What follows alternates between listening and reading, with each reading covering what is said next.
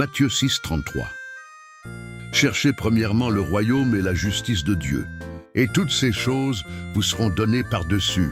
Jésus prononce ces paroles dans un contexte de fatigue humaine, d'inquiétude quotidienne, de questions sur le lendemain. Il parle à des hommes et des femmes qui, comme nous, se demandaient comment vivre, comment subvenir à leurs besoins, comment ne pas manquer.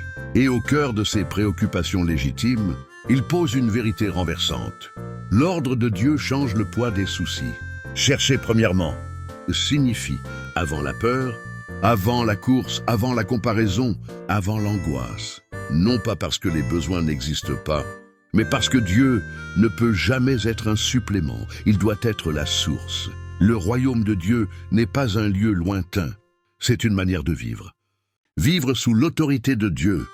Faire confiance à sa justice. Croire que sa fidélité est plus solide que nos calculs.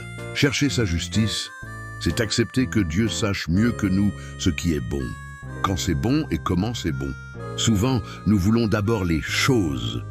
La stabilité, l'argent, les réponses, les solutions rapides. Mais Jésus renverse la logique humaine. Il nous enseigne que lorsque le cœur est aligné avec Dieu, la vie se réorganise d'elle-même. Ce que tu poursuis avec inquiétude devient ce que Dieu t'accorde avec paix. Toutes ces choses vous seront données par-dessus. Quelle douceur dans cette promesse! Dieu ne dit pas peut-être, il dit seront. Il ne parle pas d'un ajout forcé, mais d'un don naturel. Comme un père qui connaît les besoins de son enfant avant même qu'il ne parle. Il y a ici une invitation à lâcher le contrôle, à cesser de porter seul ce qui écrase, à comprendre que la foi n'est pas l'absence de problème, mais la certitude d'une présence fidèle au milieu de tout. Alors ce soir, si ton cœur est lourd, si tes pensées sont pleines de comment, de quand, de pourquoi, laisse ce verset te murmurer une paix simple.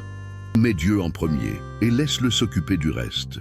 Ceux qui confient leur lendemain à Dieu dorment avec moins de peur et plus d'espérance.